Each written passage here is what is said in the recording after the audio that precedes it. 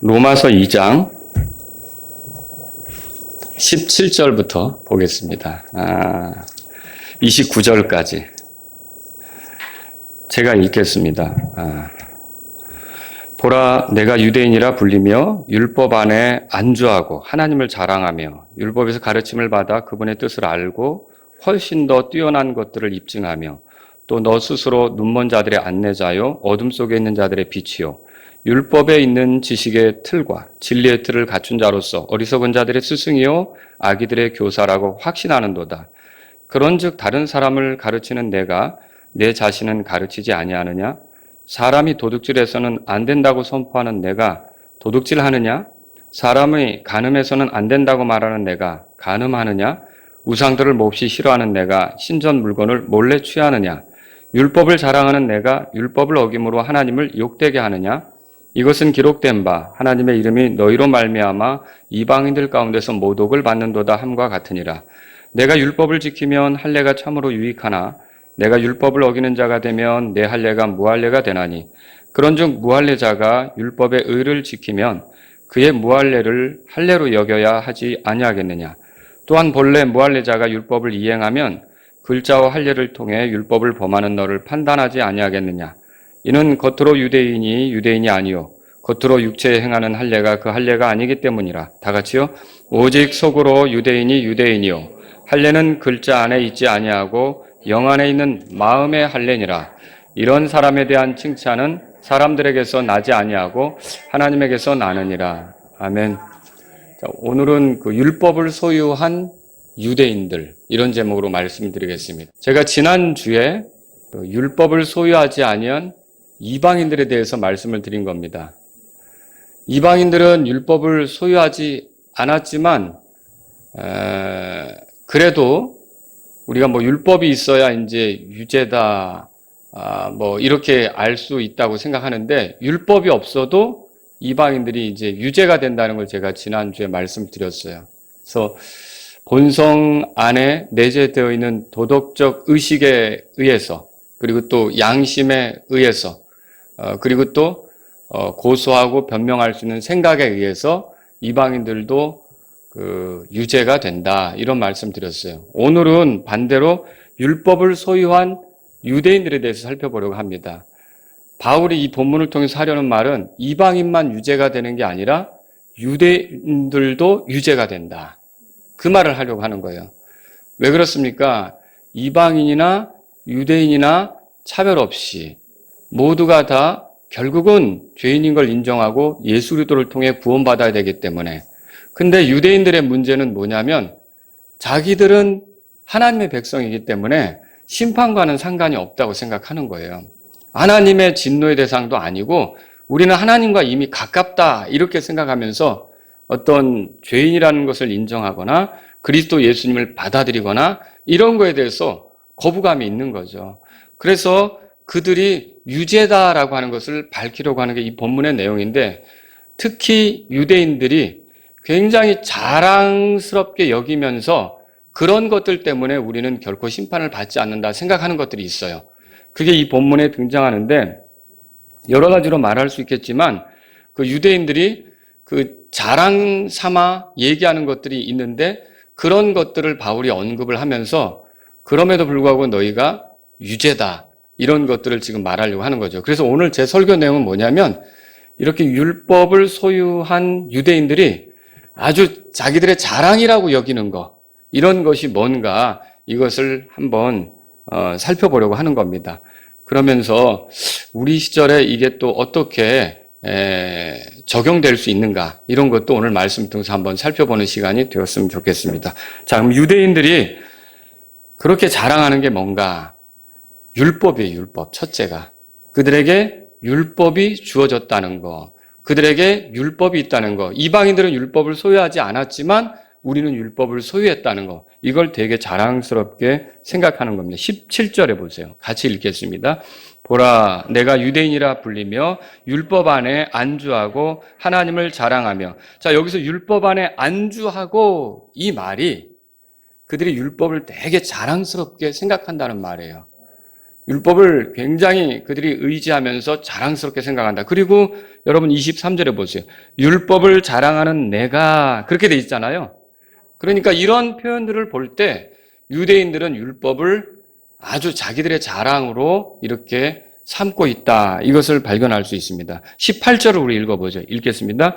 율법에서 가르침을 받아 그분의 뜻을 알고 훨씬 더 뛰어난 것들을 입증하며. 자, 그래서 이 유대인들은 율법에서 가르침 받는 것을 되게 좋아했고, 율법을 배우는 것을 좋아했고, 율법을 이해하고 아는 것에 대해서 좋아했던 거예요. 그래서 그걸 통해 18절에 보니까 그분의 뜻을 알고 그렇게 돼 있어요. 여기서 말하는 그분의 뜻은 그분의 계시, 그분이 보여주신 거, 이런 것들을 말하는데, 21절, 22절에 보면요. 여러분, 21절, 22절에 보면 사람이 도둑질해서는 안 된다. 찾으셨습니까? 또 22절에 사람이 간음해서는 안 된다. 그리고 그 밑에도 우상 숭배해서는 안 된다. 뭐 이런 내용들이 있는 건데 이런 거를 유대인들이 어디서 이것을 취할 수 있었겠습니까? 이런 계시들을 어디서 받았겠어요? 율법에서 받았다라고 하는 겁니다. 그래서 이 사람들은 율법을 통해 하나님의 뜻을 알게 된 거죠. 근데 문제는 뭐냐? 자, 23절에 있죠. 율법을 자랑하는 내가 율법을 뭐라고 돼 있어요? 어김으로 그렇게 돼 있죠. 결국은 율법을 자랑하고 하나님의 뜻이 뭔지도 가르침받고 알지만 그걸 어겼다는 거예요. 그러면 하나님의 뜻을 알고 어겼으니 유죄가 되겠어요? 무죄가 되겠어요? 유죄가 되는 거죠. 그 유대인들은 이렇게 해서 유죄가 될 수밖에 없다는 거죠. 바울은 그들에게 말합니다. 21절, 22절 우리 한번 읽어보죠. 그런즉 다른 사람을 가르치는 내가 내 자신은 가르치지 아니하느냐? 사람이 도둑질해서는 안 된다고 선포하는 내가 도둑질하느냐? 사람이 간음해서는 안 된다고 말하는 내가 간음하느냐? 우상들을 몹시 싫어하는 내가 신전 물건을 몰래 취하느냐? 자, 유대인들의 문제는 가르치면서 뭐 자기 자녀들에게도 율법을 가르치고 또 서기관들이 이스라엘 백성을 율법대로 살라고 율법을 가르치고 이렇게 하는데 문제는 뭐냐면 가르치면서 가르친 대로 살지 않는 거예요. 그러니까 여기에 보면 이 사람들은 도둑질해서는 안 된다고 하면서 도둑질하고요. 자기들이 선포한 대로 살지 않고요. 자기들이 말하는 대로 살지 않는 것이 유대인들의 문제라는 거죠. 자, 이 문제는 사실은 오늘날 저와 같은 설교자들에게 아주 무서운 일입니다. 설교자들, 목사들, 교사들은 가르치는 위치에 있잖아요. 그런데 이 사람들이 가르치기는 유창하게 잘할 수 있습니다. 하지만 자기가 가르친 대로 살지 않으면 그것은 오늘의 성경을 통해 보면 유죄고, 유죄라는 거죠. 그건 또 위선이 된다. 이런 것들을 우리가 생각해 볼 수 있는 거죠. 자, 유대인들은 도둑질해서는 안 된다고 하면서 도둑질하는 사람들이 있었던 거예요. 자, 우리는 오늘날 누구 집에 들어가서 뭐 이렇게 가져오지 않으면 도둑질한 거 아니잖아요. 이렇게 생각할 수 있어요. 그런데 제가 말씀을 준비하면서 어떤 성경교사가 하는 말을 이렇게 이제 한번 읽어보게 됐는데 거기에 이렇게 써 있더라고요. 마땅히 하나님께 드려야 할 예배를 드리지 않을 때 또는 하나님보다 우리 자신의 일에 관심을 쏟을 때 그것은 하나님의 것을 도둑질한 것입니다. 작업 시간에 능력이 닿는 대로 최선을 다해 일하지 않고 커피 타임을 너무 많이 갖거나 일찍 퇴근할 때 우리는 고용주의 것을 도둑질한 것입니다. 회사 물건을 낭비하거나 업무 시간에 개인의 일을 본다면 우리는 회사의 것을 도둑질한 것입니다. 물건을 팔 때 제값에 팔지 않고 올려받으면 그것은 도둑질입니다. 고용주들의 경우 피고용인들의 건강을 해치게끔 작업 환경을 방치해 두었다면 또는 그들이 건강하고 쾌적한 생활을 할 만큼 급료를 주지 않았다면 그것은 피고용인들의 것을 도둑질한 것입니다. 어떤 것을 빌리고도 돌려주지 않는다면 그것은 도둑질한 것입니다. 우리의 재능, 시간, 돈 이런 것들을 낭비한다면 우리는 자신의 것들을 도둑질한 것입니다. 이렇게 하면 도둑질에 안 걸릴 사람이 어디 있겠어요? 그렇죠? 근데 어쨌든 유대인들은 도둑질을 하지 말라고 가르치지만 실상은 자신들의 삶의 다양한 영역에서 도둑질이 비일비재하게 일어나는 그런 삶을 살고 있다라고 하는 것이죠. 또 유대인들은 간음해서는 안 된다고 말하지만 간음했습니다. 우리는 이제 내 아내가 아닌 여자와 함께 눕지 않으면 간음이 아니지 않느냐. 우리가 뭐 깨끗한 거 아니냐. 이렇게 생각할지 모르지만 예수님은 이렇게 말씀하셨죠. 누구든지 여자를 보고 그녀에게 음욕을 품는 자는 이미 마음속으로 그녀와 간음했다. 자, 여러분 이거 읽어보신 적 있죠? 자, 이렇게 본다면 사실은 우리가 이런 문제에 있어서도 우리가 간음을 안 했다 이렇게 말하기는 참으로 어려운 그런 문제에 빠진다는 거죠. 스스로 의롭다 이렇게 주장하기가 어려운 거죠. 결혼 전의 순결, 결혼 후의 정절 이런 것들을 잃어버리는 건 다 간음에 해당하다. 우리가 하나님의 말씀을 통해 볼 수 있는 겁니다. 유대인들은 우상을 몹시 싫어했습니다. 자, 이게 세 번째 건 좀 애매하죠. 우상들을 몹시 싫어하는 내가 신전 물건을 몰래 취하느냐. 이게 이제 어떤 의미가 있는 거냐면 유대인들은 결국 멸망을 하고 바벨론 포로로 끌려가게 됐어요. 그 포로 생활을 하면서 이 유대인들이 깨달은 게 있어요. 우리가 왜 이런 포로 생활을 하게 된 거지? 그들이 돌아보니까 그들의 과거 역사에 너무 많은 우상 숭배가 있었던 거예요. 하나님은 우상을 숭배하지 말라고 했는데 그들은 이방 민족의 영향을 받아서 바알도 섬기고 작은 숲들을 꾸며 또 섬기고 몰렉도 섬기고 이제 블레셋 사람들의 신들도 섬기고 굉장히 다양한 우상 숭배를 해왔다는 거죠. 그래서 이 유대인들이 내리게 된 결론이 뭐냐면 우리가 만일 우상 숭배를 또 버리게 된다면 우리 또 이렇게 흩어지게 된다. 우리 또 포로로 끌려가게 된다. 이런 것들을 배우게 된 거죠. 그러니까 징계로 그들이 굉장히 어려운 시간을 보낸 건 사실이지만 우리 우상 숭배해서는 안 되겠다라고 하는 것을 톡톡히 배운 거죠. 그래서 이 사람들이 바빌론 포로 생활을 끝내고 돌아와서는 이제 우리는 우상 숭배하는 거리를 두자. 그래서 우상 숭배를 싫어한 거죠. 그런데 문제는 뭐냐면 그들에게 탐심이 있어서 신전에 들어가면 뭔가 좋은 게 있는데 우리가 가져올 수 있다. 그러면 어떻게 하느냐면 우상 숭배는 싫어한다고 하면서 그 좋은 것들을 탐내서 신전으로 찾아가 그걸 취하는 거예요. 자, 그럼 이게 뭐와 같은 겁니까? 탐욕에 빠져 자기들이 비난해왔던 그 일을, 그러니까 그 일이 벌어지는 그 자리에 가서 거기에서 뭔가 이렇게 취하는 거죠. 자, 이것에 대해서 하나님께서 이제 바울의 입을 통해 너희들은 우상숭배하지 않는다면서 탐욕에 빠져요. 탐욕도 우상숭배라고 아시죠? 탐욕에 빠져서 그걸 신전에 들어가 몰래 취하느냐? 이렇게 지금 지적하고 있는 거죠. 유대인들은 이렇게 해서 자기들이 가르치고 자기들이 자랑하는 그 율법대로 사실은 살지 못했다는 거죠. 그래서 유대인들이 유죄예요. 18절로 돌아가 보세요. 18절 한 번 더 읽어보죠. 읽겠습니다. 율법에서 가르침을 받아 그분의 뜻을 알고 훨씬 더 뛰어난 것들을 입증하며, 뭐냐면 율법이 얼마나 뛰어난지를 입증을 하는 거예요. 그 사람들의 삶이. 자, 이방인들 안에도 본성적으로 도덕적 의식이 내재해 있다고 그랬죠. 그게 이제 율법 안에 있는 것들인데 그런 것들을 그들이 행한다고 그랬잖아요. 그래서 세계적으로 여러 사람들이 살아가는 그 사회 안에는 도덕적 규범이라는 게 있단 말이에요. 이렇게 살아야 된다. 이건 하면 안 된다. 그런 도덕적 규범이 있는데 그 많은 것들이 이제 사람이 사는 사회 속에 있을 텐데 그것이 좀 여기 이면은 부족한 것 같아. 여기 이면은 부족한 것 같아. 그렇게 말할 수는 있어도 율법에 대해서는 그렇게 말 못한다는 거죠. 율법은 탁월하다는 거예요. 율법은 사람이 어떻게 살아야 되는지를 말해주는 아주 탁월한 규범이라는 거죠. 그 이스라엘 사람들, 유대인들은 율법에 대해서 그런 것들을 입증하면서 사는 위치에 있었다는 겁니다. 지금 그래서 그들이 얼마나 특별한지를 말하고 있는 거죠. 근데 19절, 20절에 보세요. 그래서 그 사람들은 이제 그 특별한 걸 가지고 이방인들은 갖지 못했으니까 우리가 이런 걸 가르쳐주는 위치에 있지. 우리가 이런 것들을 알려주는 위치에 있지. 이런 식으로 생각한 거예요. 19절, 20절 다 같이 읽겠습니다. 또 너 스스로 눈먼 자들의 안내자요. 어둠 속에 있는 자들의 빛이요. 율법에 있는 지식의 틀과 진리의 틀을 갖춘 자로서 어리석은 자들의 스승이요. 아기들의 교사라고 확신하는도다. 자기들을 이렇게 생각하는 거예요.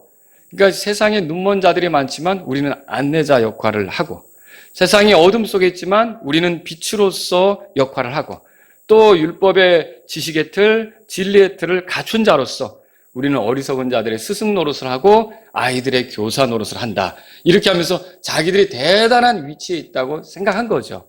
그런데 그 뒤에 읽어보면 그 좋은 율법을 가지고 자기들이 굉장히 고상한 위치에 있는 것처럼 얘기했지만 실상은 유대인들이 율법을 지켰어요? 어겼어요? 어겼다는 거죠.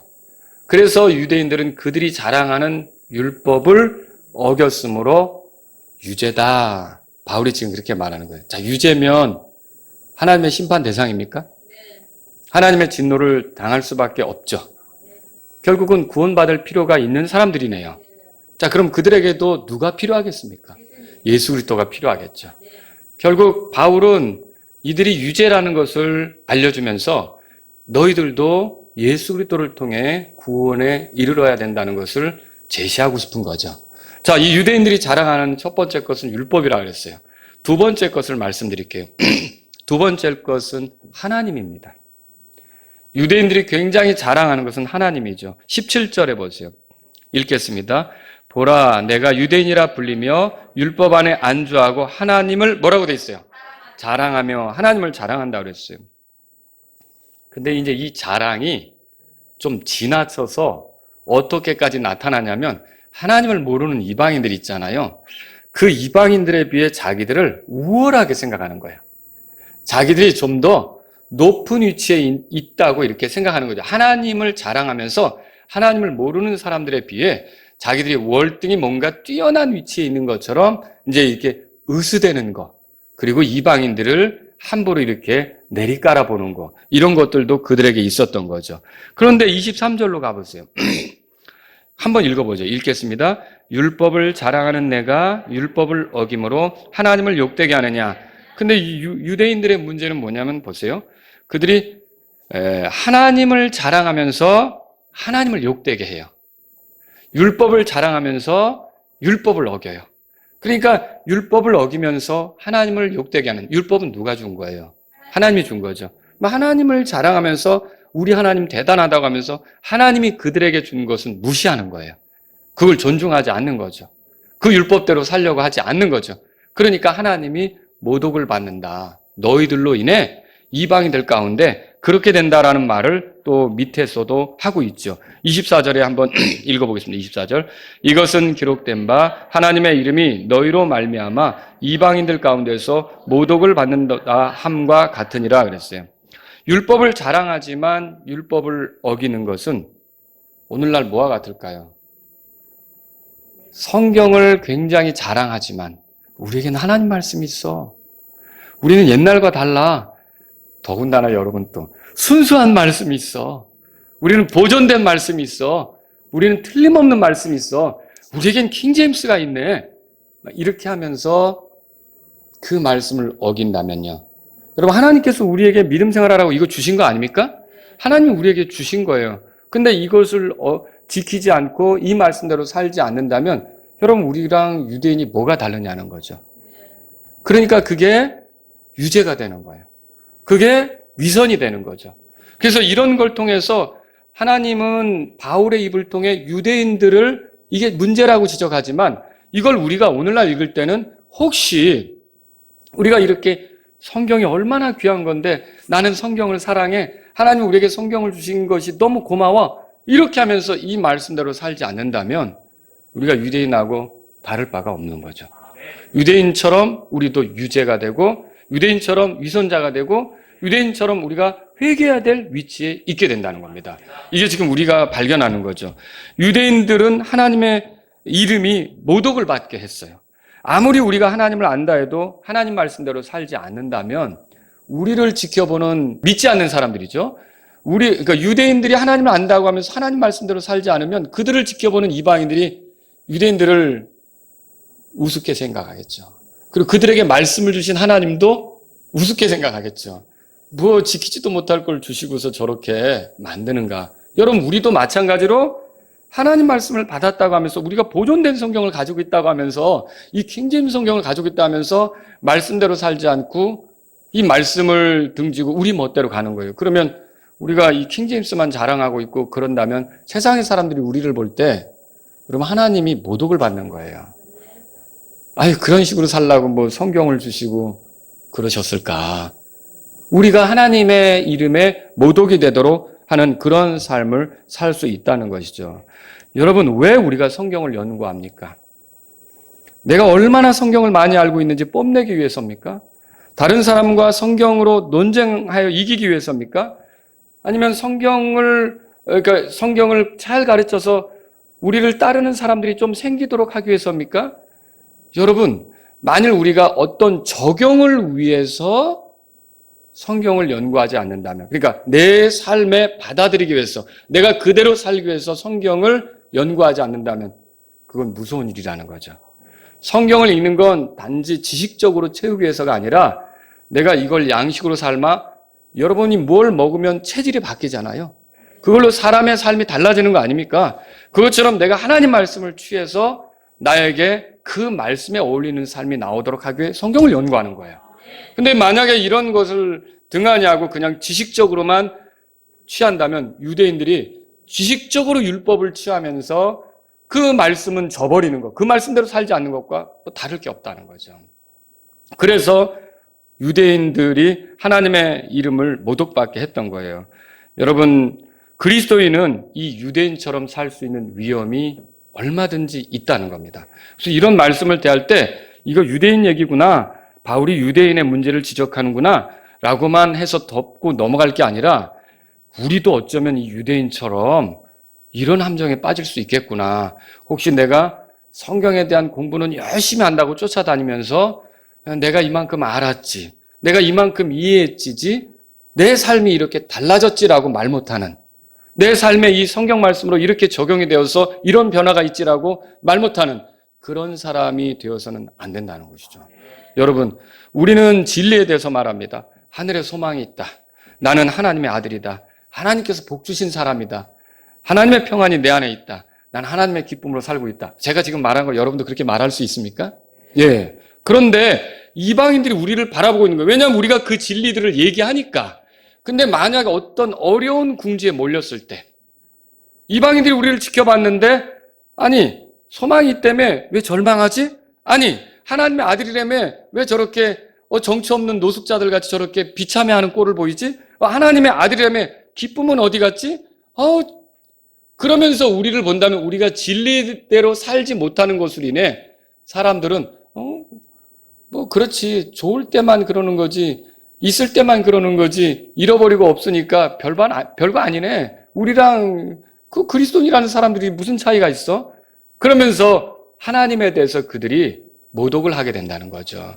여러분과 저는요, 우리가 선포한 진리, 우리가 믿게 된 진리가 우리 삶에 적용이 되어서 나와야 된다는 거죠. 제가 그런데 여러분에게 물론 그러면 그렇게 힘든데 기쁘게 보이는 척 하면서 살란 말이에요? 이 말이 아니에요.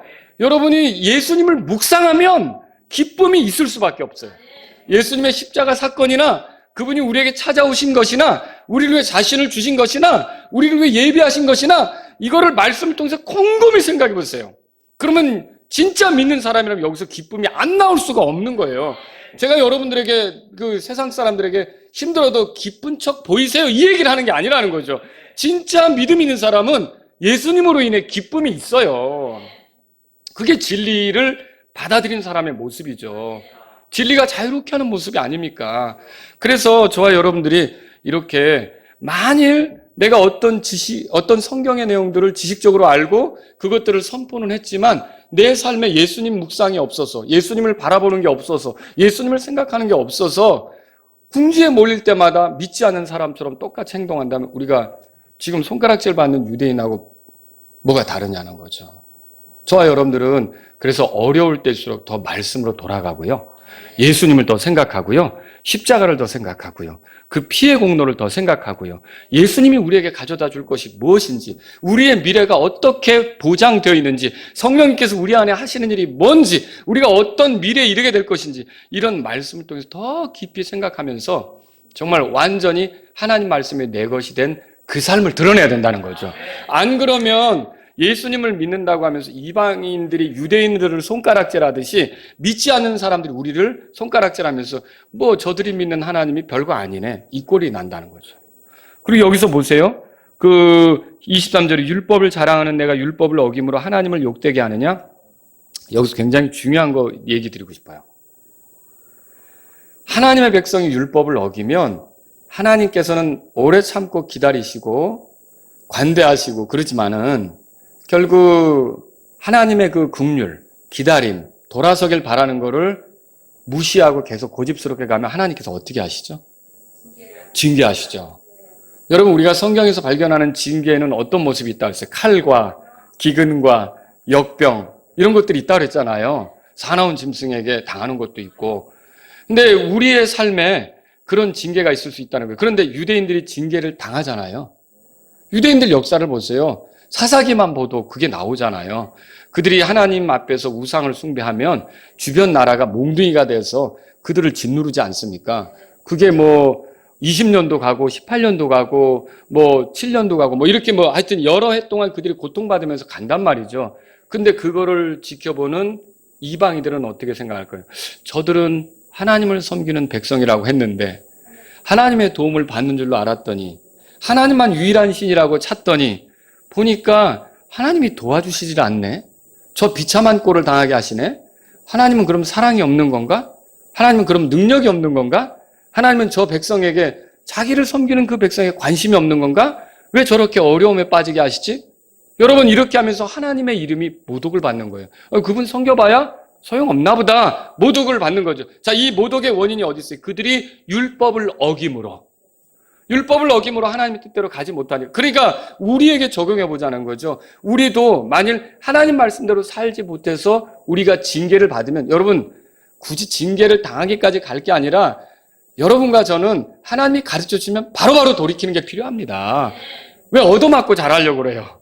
그렇잖아요. 근데 징계를 당하면서 어려움 당할 때 저 사람은 분명히 교회 다니는 사람인데, 저 사람 예수님 믿는다고 그랬는데, 저 사람은 하나님을 찾는다고 그랬는데 왜 저런 꼴을 당하면서 하나님이 저 사람을 도와주지 않을까? 물론 시련으로 우리를 연단하기 위해서 그런 일이 있을 수 있어요. 그건 우리에게 영광이 되죠. 우리에게 보상이 있는 거잖아요. 근데 우리가 잘못해서 하나님 말씀대로 살지 못해서 우리가 어려움에 빠져버리면 그게 무슨 영광이 돼요? 그것으로 인해 사람들이 손가락질하면서 하나님 믿어도 별 볼 일 없네 라고 한다면 여러분, 그거 우리가 하나님의 이름을 모독받게 하는 거 아닙니까? 바로 이런 꼴이 유대인들에게 있었고 오늘날 우리 그리스도인들에게도 있을 수 있는 문제다라고 하는 것이죠. 그래서 유대인들이 이렇게 하나님을 자랑스럽게 생각했지만, 우리는 하나님하고 특별한 관계라고 생각했지만, 그럼에도 불구하고 이렇게 그 율법을 어김으로 그들이 하나님 앞에서 당하는 여러 가지 징계들, 이런 걸로 하나님의 이름이 모독받게 했다. 그러니까 그들이 유죄입니까? 무죄입니까? 유죄라고 지금 바울이 말하고 있는 거죠. 자, 그래서 그들이 첫 번째로 율법을 자랑했지만 율법을 제대로 지키지 못했어요. 그래서 유죄죠.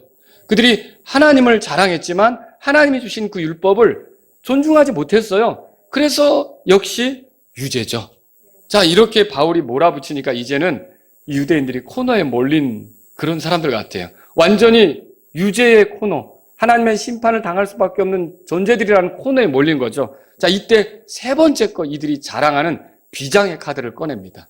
그 비장의 카드는 뭐냐면 세 번째 거는 할례라고 하는 거예요. 할례. 자, 그래서 여러분 여기 보세요. 그 25절에 할례 얘기가 나오는 거예요. 우리 한번 25절 읽겠습니다.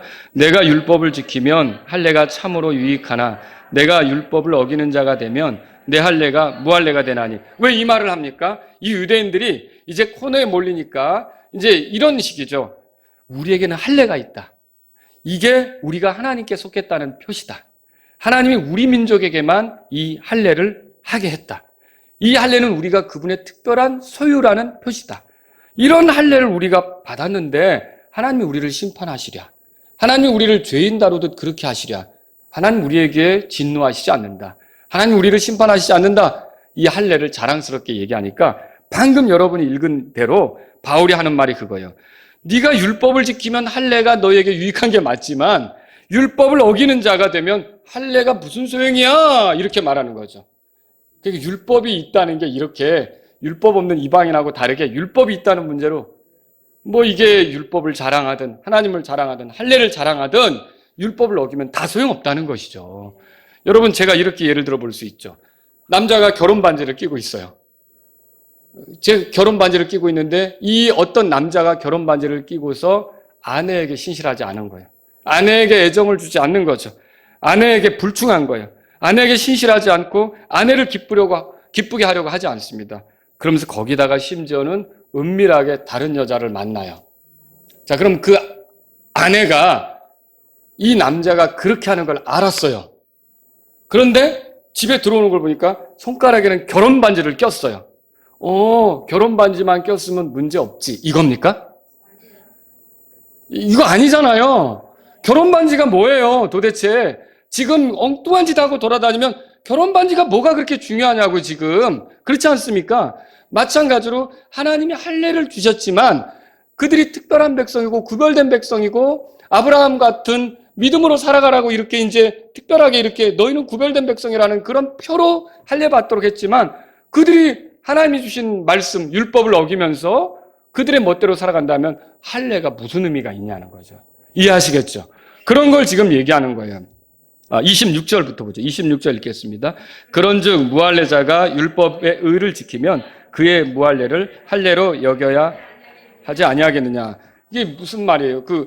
이게 무할례자가 율법을 지킨다 이 말이 무할례자 중에 율법을 지키는 사람이 있다거나 율법을 지킬 가능성이 있다고 얘기하는 게 아니에요. 여기 영어 성경에 보면 가정으로 돼 있어요. 근데 만약 가정에서 얘기해 보자.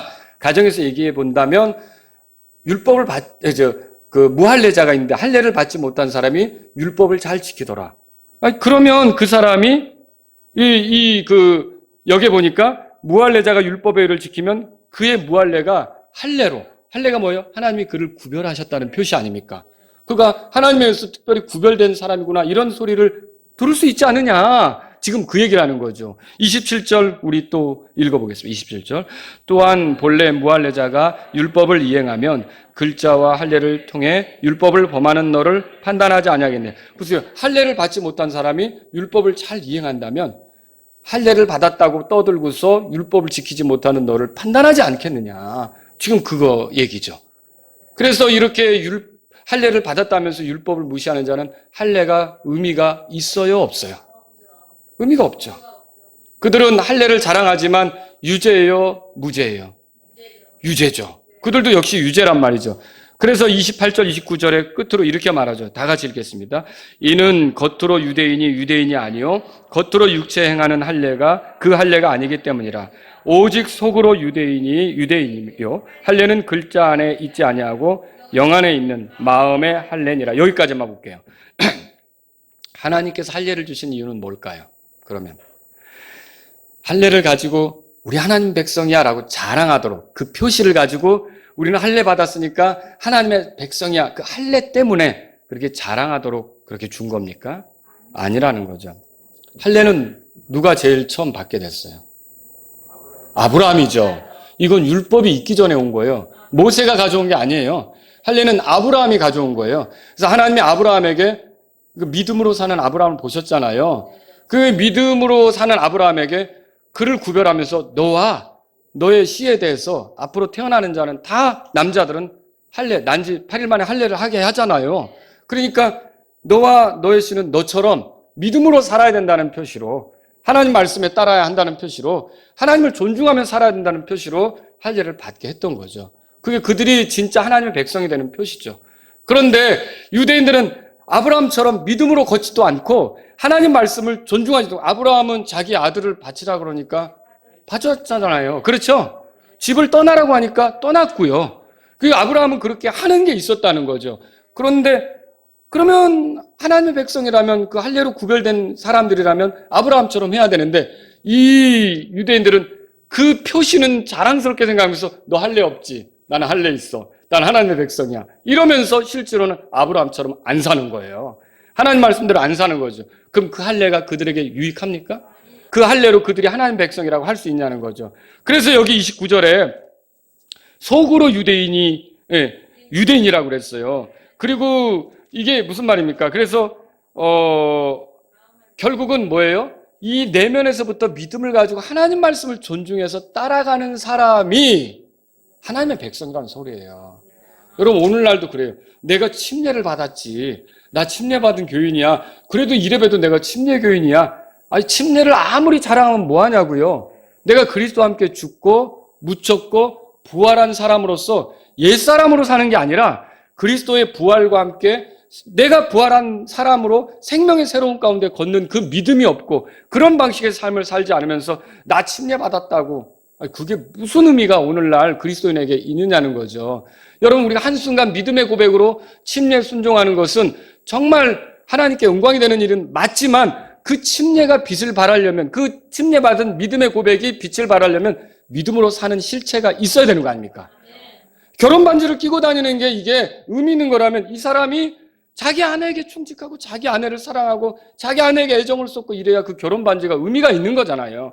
그런데 오늘날 이 유대인들이 보여주고 있는 것은 할례를 자랑하면서 그 할례를 주신 하나님 앞에 구별된 삶을 못 산 거예요. 율법을 어기고 하나님의 말씀을 저버리고 자기들 멋대로 살아간 거죠. 오늘날 그리스도인들도 이런 함정에 빠지지 않아야 되는 거죠.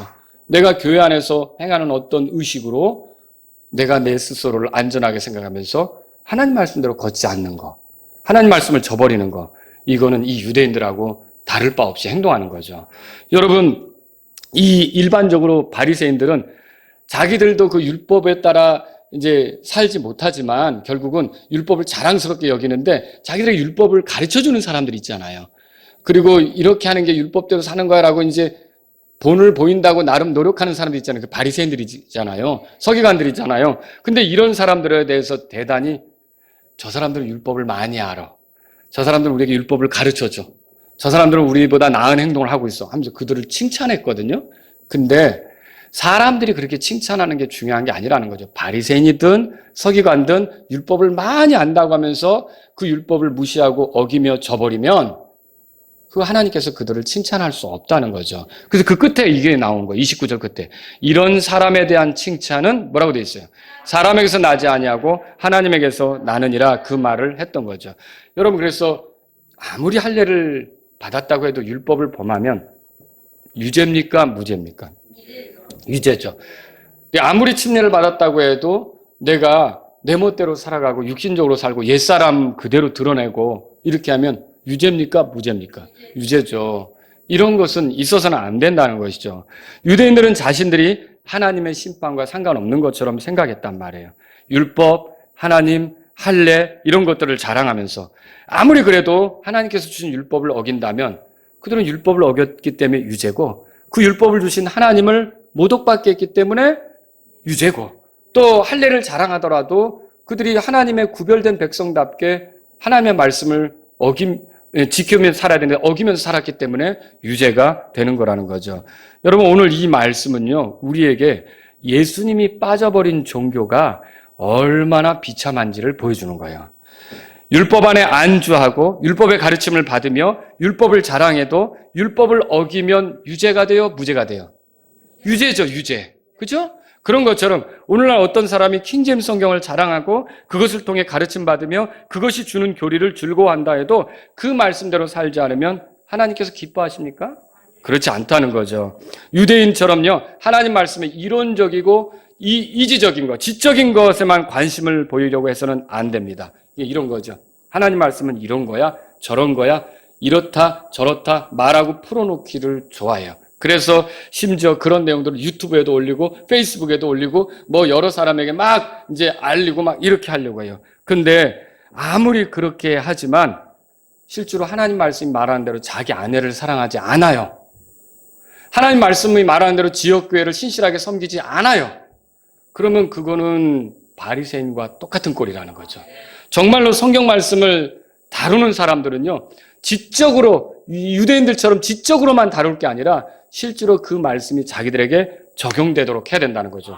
그러면서 이렇게 자기들에게 적용을 안 시키고 막 지적으로만 이런 거라고 막 떠들고 이렇게 하면서 자기들이 눈먼 자들의 안내자, 그리고 교사, 그리고 스승, 이렇게 스스로 확신한다는 건 다 착각이라는 거죠.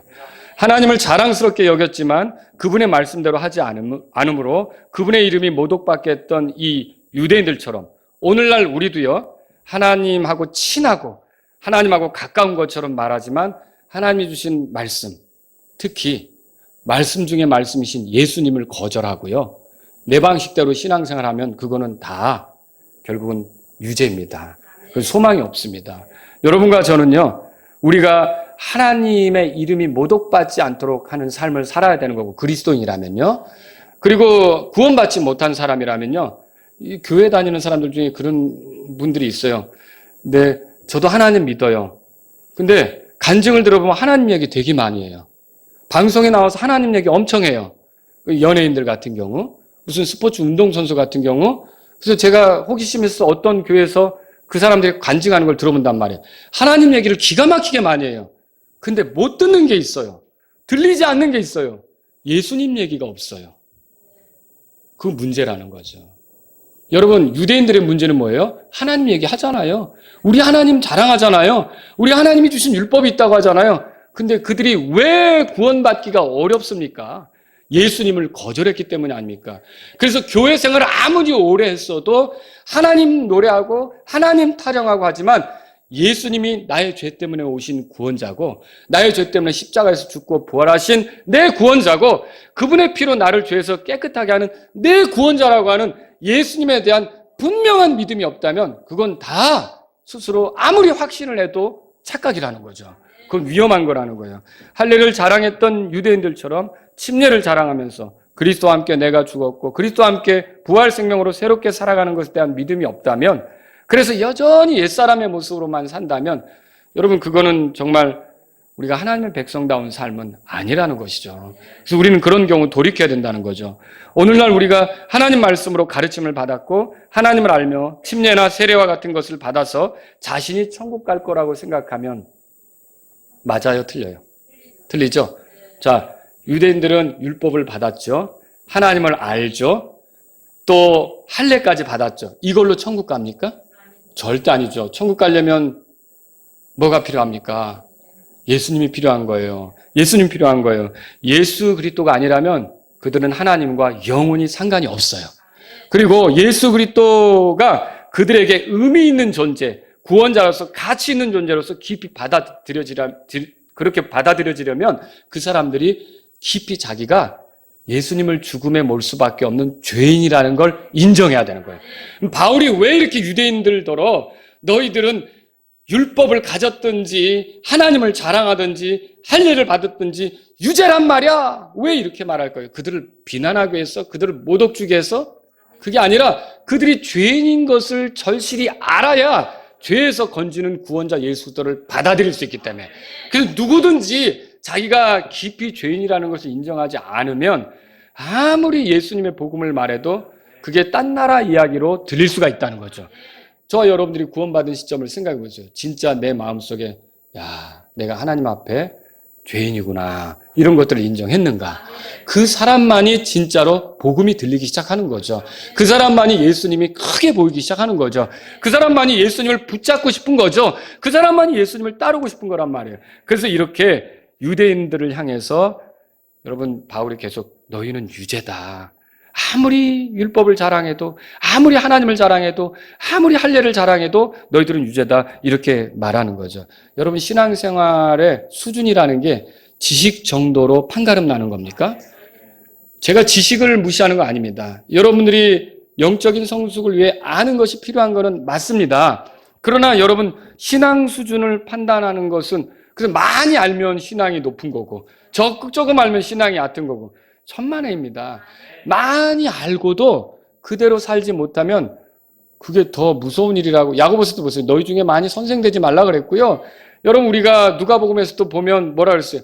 알고도 행한 자가 있고 모르고 행한 자가 있는데 알고도 그 나쁘게 행하면 더 많이 맞는다고 그렇게 말했다고요. 그러니까 여러분과 저는 아는 것도 중요하지만 그대로 사는 것이 참 우리에게 중요하구나. 그럼 어떻게 이런 삶이 가능하겠어요? 우리 힘으로 안 돼요. 우리가 예수 그리스도를 우리 안에 모셔야 되죠. 예수 그리스도가 우리 안에 능력이십니다. 예수 그리스도와 더불어 살아갈 때, 예수 그리스도가 내 생명이라고 믿고 예수 그리스도와 연합해서 예수 그리스도를 따를 때 여러분과 저는 말씀을 듣는 대로 그대로 사는 삶이 펼쳐지게 될 거라는 거죠. 예수님을 더 깊이 의지하시고 예수님을 바라보시기 바랍니다. 기도하겠습니다.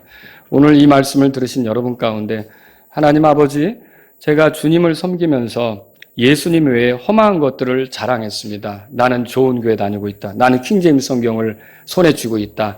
나는 침례를 받은 일이 있다.